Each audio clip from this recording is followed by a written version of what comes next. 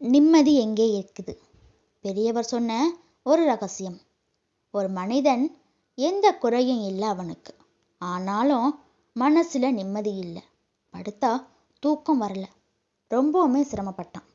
அவன் மனைவி பரிதாபப்பட்டு ஒரு யோசனை ஒன்று சொன்னான். பக்கத்துல உள்ள காட்டுல ஒரு ஆசிரமம் இருக்கு, அங்க ஒரு பெரியவர் இருக்காரு, போய் பாருங்களேன் அப்படின்னு சொல்றான். அவனும் ஆசிரமத்துக்கு போனான். பெரியவரை பார்த்தான். ஐயா, மனசுல நிம்மதி இல்லை, படுத்தா தூங்க முடியல அப்படின்னு சொல்றான்.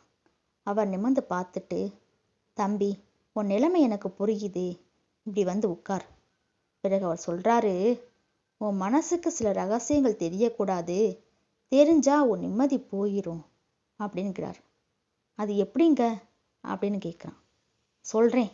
அது மட்டும் இல்லப்பா, மனசு தேவையில்லாத சமயங்கள்ல தேவையில்லாத சுமைகளை சுமக்கிறதும் இன்னொரு காரணம்தான் அப்படின்கிறார்.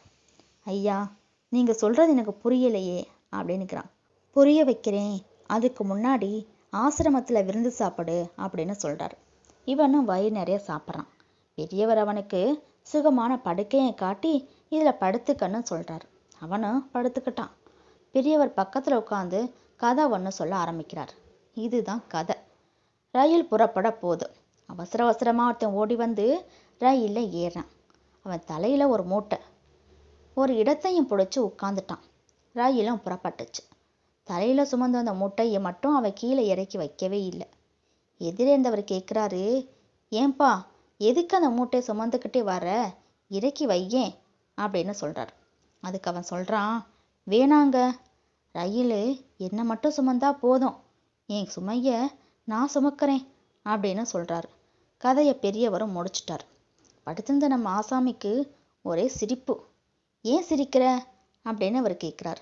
பைத்தியக்காரனா இருக்கானோ? ரயிலை விட்டுட்டு இறங்கும் போது மூட்டையை தூக்கிட்டு இறங்கினா போதாதா? அது அவனுக்கு தெரியலையே. யார் அவன் அப்படின்னு இயல்பா கேட்குறாரு. நீதான் அப்படின்னு பெரியவர் சொல்றாரு. என்ன சொல்றீங்க அப்படின்னு கேட்க, அதுக்கு பெரியவர் சொல்றாரு, வாழ்க்கைங்கிறது ஒரு ரயில் பயணம் மாதிரி தான்.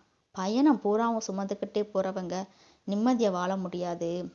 தேவைப்படுறத மட்டும் மனசுல வச்சுக்கிறனோ அவனுக்கு தன்னோட குறை மெல்ல மெல்ல புரிய ஆரம்பிச்சிச்சு. சுகமா தூக்கமும் வந்துச்சு. தூங்கவும் ஆரம்பிச்சான். கண்ணை முழிச்சு பார்த்தப்ப பெரியவர் எதிரே நின்றுட்டு இருந்தார். எந்திரின்னு சொன்னார். அவனும் எந்திரிச்சான். அந்த தலையணையை தூக்கு அப்படின்னுக்கிறார்.